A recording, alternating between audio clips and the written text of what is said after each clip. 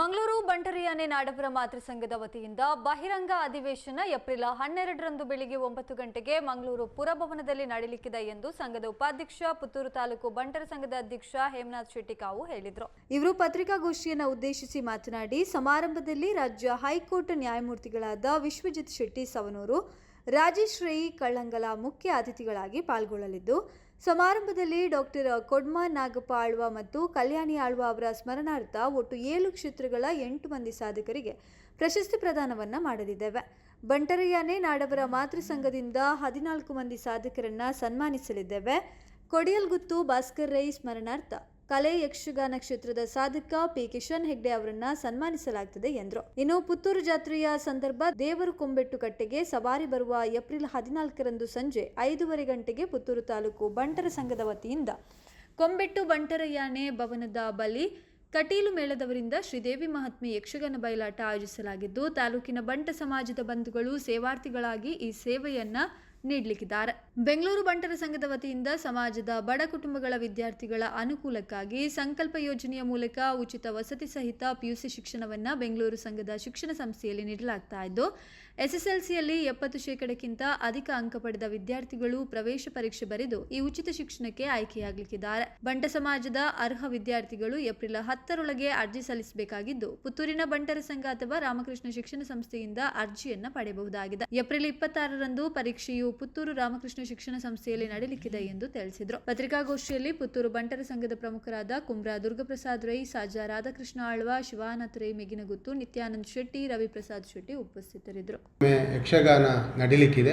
ಹಾಗಾಗಿ ನಾವು ಇದಕ್ಕೆ ಹೇಗೆ ಇದು ಮಾಡ್ತಾ ಇದ್ದೇವೆ ಅಂತ ಹೇಳಿದ್ರೆ, ಹೀಗೆ ಅಲ್ಲ, ಇಡೀ ಬಂಟ ಸಮಾಜದ ಎಲ್ಲ ಭಾಗದ ಸದಸ್ಯರ ಸೇವಾರ್ಥಿಗಳಾಗಿ ತೆಗೆದುಕೊಂಡು 1,000 ರೂಪಾಯಿಯ ಸೇವಾರ್ಥಿಯಾಗಿ ಈ ಕಟೀಲು ಆಟವನ್ನು ಪ್ರತಿಯೊಬ್ಬರು ಆಡಿಸಿದ ಹಾಗೆ ಮತ್ತು ಇಡೀ ಬಂಟ ಸಮಾಜವನ್ನು ಒಮ್ಮೆ ಒಟ್ಟಿಗೆ ಸೇರಿಸುವಂಥ ಒಂದು ಪ್ರಯತ್ನವನ್ನು ನಾವೆಲ್ಲ ಸೇರಿ ಮಾಡಿದ್ದೇವೆ.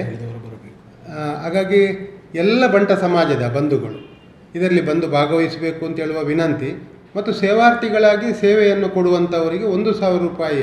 ಯಾಕೆಂದರೆ ಅದರಲ್ಲಿ ಕನ್ಫ್ಯೂಷನ್ ಇಲ್ಲ, ಎಷ್ಟು ಕೇಳ್ತಾರೆ ಅಂತೇನಿಲ್ಲ.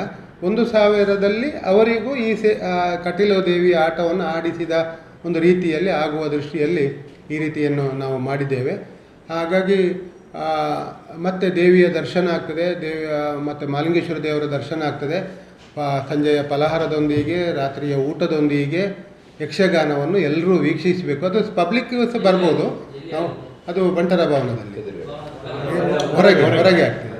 ಹೊರಗೆ ಆಗ್ತದೆ. ಮತ್ತು ನಾವು ದೇವರನ್ನು ಸ್ವಾಗತಿಸಲಿಕ್ಕೆ ಬಂಟ ಸಮಾಜದ ಗರಿಷ್ಠ ಸಂಖ್ಯೆಯಲ್ಲಿ, ನಮ್ಮ ಉದ್ದೇಶ ಅದು ಇತ್ತು, ದೇವರನ್ನು ನಮ್ಮ ಇಡೀ ಸಮಾಜದವರು ಒಟ್ಟಿಗೆ ಸೇರಿ ಒಮ್ಮೆ ಸ್ವಾಗತಿಸುವಂಥ ಒಂದು ಸಂದರ್ಭವು ಆ ಕಾರ್ಯಕ್ರಮದಂದು ನಡೀತದೆ ಅಂತ ಹೇಳುವಂಥದ್ದು. ಹಾಗಾಗಿ ಅದಕ್ಕೆ ಅದರ ಬಗ್ಗೆ ಸಹ ಈ ಒಂದು ಸಭೆಯಲ್ಲಿ ನಾವು ಈ ಒಂದು ಪತ್ರಿಕಾಗೋಷ್ಠಿಯಲ್ಲಿ ಉಲ್ಲೇಖ ಮಾಡಿದ್ದೇವೆ. ಮತ್ತೊಂದು ವಿಚಾರ, ನಮ್ಮ ಬಂಟ ಸಮಾಜ ಬೆಂಗಳೂರು ಬಂಟರ ಸಂಘದ ಆಶ್ರಯದಲ್ಲಿ ಬಂಟ ಸಮಾಜದಲ್ಲಿ 10ನೇ ತರಗತಿಯಾದ ವಿದ್ಯಾರ್ಥಿಗಳು, ವಿಶೇಷವಾಗಿ BPL ಮತ್ತು ಅಂತ್ಯೋದಯದವರಿಗೆ ಕನಿಷ್ಠ 70% ಹೆಚ್ಚು ಅಂಕಗಳು ಇರಬೇಕು ಅಂತ ಹೇಳುವಂಥ ದೃಷ್ಟಿಯಲ್ಲಿ ಅವರಿಗೆ ಒಂದು ಉಚಿತವಾದ 2 ವರ್ಷಗಳ ಶಿಕ್ಷಣವನ್ನು ಕೊಡುವಂಥ ವ್ಯವಸ್ಥೆ. 1.5 ಲಕ್ಷ ರೂಪಾಯಿ ಖರ್ಚಾಗ್ತದೆ 2 ವರ್ಷಕ್ಕೆ. ಬಂಟ ಸಮಾಜದ ವಿದ್ಯಾರ್ಥಿಗಳಿಗೆ PUC ಶಿಕ್ಷಣವನ್ನು ಕೊಡುವಂಥ ದೃಷ್ಟಿಯಲ್ಲಿ ಬೆಂಗಳೂರಿನಲ್ಲಿ ಬಹಳ ಚೆನ್ನಾಗಿದೆ.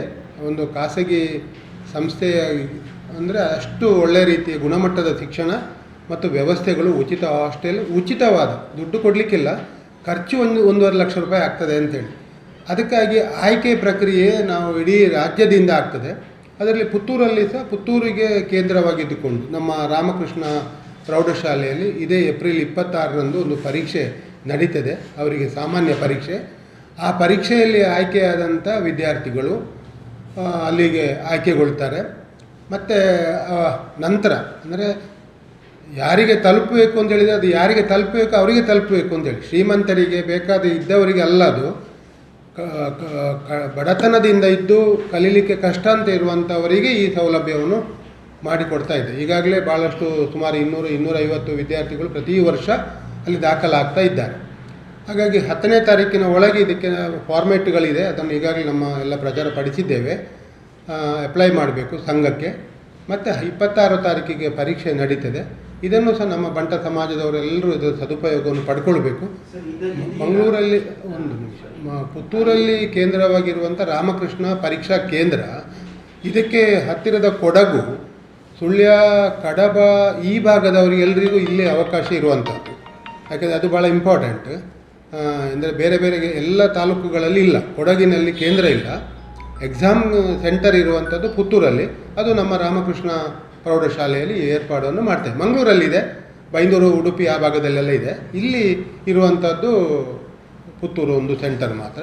ಹಾಗೆ ಸಂಕಲ್ಪ ಅಂತ ಅದರ ಹೆಸರು. ಅರ್ಜಿ ನಾವೀಗ ಗ್ರೂಪಲ್ಲೆಲ್ಲ ಹಾಕಿದ್ದೇವೆ, ನಮ್ಮ ಕೈಯಲ್ಲಿ ಸಹ ಇದೆ, ಸಂಘದಲ್ಲಿದೆ, ಶಾಲೆಯಲ್ಲಿದೆ.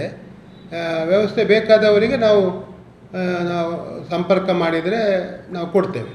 ಸಂಘದ ಮೂಲಕ ಸಂಪರ್ಕ ಮಾಡಿದರೆ ನಾವು ಅಂತ್ಯೋದಯ ಮತ್ತು BPL ಮತ್ತು ನಾವು ಒಂದು ಸಾಂದರ್ಭಿಕ, ಅದು ಪತ್ರಿಕೆಯಲ್ಲಿ ಹೇಳುವಂಥದ್ದಲ್ಲ, ಅವರ ನಿಯಮ ಇರುವಂಥದ್ದು ಅದು. ಅಂತ ಈಗ ಕೆಲವು APL ಅಂತಿದ್ದವರು ಕಷ್ಟದಲ್ಲಿದ್ದಾರೆ. ಈ ಆಯ್ಕೆ ಪ್ರಕ್ರಿಯೆಯಲ್ಲಿ ಕಡು ಬಡತನದಲ್ಲಿದ್ದು ಒಳ್ಳೆಯ ಅಂಕ ಇದ್ದು ಕಷ್ಟದ ಮನೆ ನಿಜವಾಗಿ ಅವರಿಗೆ ಪ್ರಾಮಾಣಿಕರಿದ್ದರೆ ಅಂಥವರಿಗೆ ನಾವು ಅವಕಾಶಗಳಿದೆ. ಮತ್ತು ಅದರ ನಂತರ CA ಕೋಚಿಂಗ್ ಕೊಡ್ತೇವೆ. ಅಂದರೆ ಬಂಟ ಸಮಾಜದಲ್ಲೂ ಸಹ ಶಿಕ್ಷಣಕ್ಕೆ ಹೆಚ್ಚು ಒತ್ತು ಕೊಟ್ಟು ಭಾಳ ಒಳ್ಳೆ, ನಾನು ಖುದ್ದು ಕರ್ಕೊಂಡು ಹೋಗ್ತೇನೆ. ಕಳೆದ ಬಾರಿಯೂ ಖುದ್ದು ಮಕ್ಕಳನ್ನು ಕರ್ಕೊಂಡು ಹೋಗಿ ಅಲ್ಲಿ ಇದ್ದು ನೋಡಿ, ಎಲ್ಲ ವ್ಯವಸ್ಥೆ ನೋಡಿ, ಒಂದಿಬ್ಬರು ಮಕ್ಕಳು ಮಾತ್ರ ಅಲ್ಲಿಂದ ಒಬ್ಬ ರಿಟರ್ನ್ ಬಂದುಬಿಟ್ಟ. ಆಗೋದಿಲ್ಲ ಅಂತೇಳಿ, ಅವನಿಗೆ ಇಲ್ಲಿಯ ಮೊಬೈಲ್ ಬೇಕಾಗಿತ್ತು, ಅವನ ಎಲ್ಲ ವ್ಯವಸ್ಥೆಗೆ ಅದು ಸರಿ ಹೊಂದಲಿಲ್ಲ. ಆದರೆ ಯಾರೂ ಬರುವಾಗಿಲ್ಲ, ಅಂಥ ಒಂದು ಸ್ವರ್ಗ ರೀತಿಯಲ್ಲಿ ಎಲ್ಲ ಅವರ ಇದರಲ್ಲಿ ಉಚಿತವಾದ ಶಿಕ್ಷಣ 2 ವರ್ಷದ್ದು. ಮತ್ತು CET ನೀಟಿಗೆ ಮತ್ತು ಅವರನ್ನು ಬಿಡುವುದಿಲ್ಲ, ಮಾಡ್ಬೋದು. ಮತ್ತು ಮುಂದುವರಿದು ಅವರನ್ನು ಬಿಡುವುದಿಲ್ಲ, ಅವರಿಗೆ ಮತ್ತೆ ಪ್ರೋತ್ಸಾಹ ಇದೆ ಅಲ್ಲಿಂದ.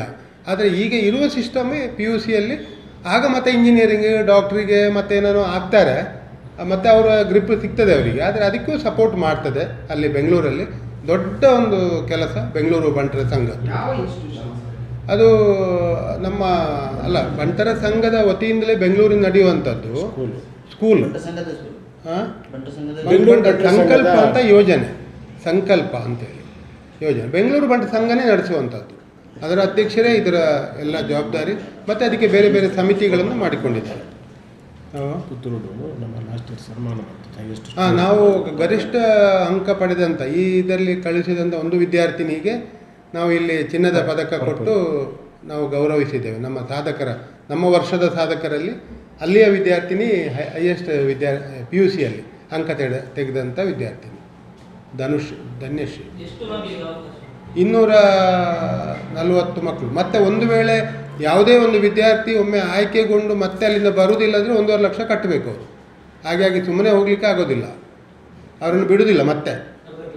ಮತ್ತಂದರೆ ಸುಮ್ಮನೆ ಇಲ್ಲದ್ರೆ ಅದು ಹೆಸರು ಕೆಡುತ್ತದೆ ಅಂತೇಳಿ ಅದರ ನಿಯಮದಲ್ಲೇ ಬರೆದಿದ್ದಾರೆ. ಇನ್ನೊಂದೊಬ್ಬರಿಗೆ ಇನ್ನೊಂದು ವಂಚನೆ ಆಗ್ತದೆ ಅಂತೇಳಿ ಆ ರೀತಿ. ಅಂದರೆ ಅದನ್ನು ಕಠಿಣ ಮಾಡೋದಂತಲ್ಲ, ಇವರ ಮಕ್ಕಳಟಿಕೆಯಿಂದಾಗಿ ಮತ್ತು ಅದನ್ನು ಬಿಟ್ಟು ಬರ್ಬೋದು ಅಂಥದ್ದು ಅದಕ್ಕೆ ಅವಕಾಶ ಇಲ್ಲ. ಕಳೆದ ವರ್ಷದ ವಿದ್ಯಾರ್ಥಿಗೆ ಮತ್ತು ಭಾಳ ಇನ್ಫ್ಲುಯೆನ್ಸ್ ಮಾಡಿ ಏನೇನೋ ಮಾಡಿ ಒಂದು 15 ದಿನ ಬಿಡಲಿಲ್ಲ ಅಲ್ಲಿಂದ. ಮತ್ತೇನೋ ಅವನಿಗೆ ಅನಾರೋಗ್ಯದ ವಿಚಾರಕ್ಕೋಸ್ಕರ ಬಿಟ್ಟುಕೊಟ್ಟು. ಎಲ್ಲ ಫ್ರೀ, ಅಲ್ಲಿ ತಗೊಂಡೋಗಿ ಬಿಟ್ಟರೆ ಆಯ್ತು ಅಷ್ಟೇ. ಹೋಗುವಾಗ ಒಮ್ಮೆ ಪೇರೆಂಟ್ಸ್ ಹೋಗ್ತಾರೆ. ಹಾಸ್ಟೆಲ್ ಅಷ್ಟು ಚೆನ್ನಾಗಿ ಉಂಟು, ಏನೋ ಅಷ್ಟು ಎಲ್ಲ ಒಳ್ಳೆಯ ವ್ಯವಸ್ಥೆ.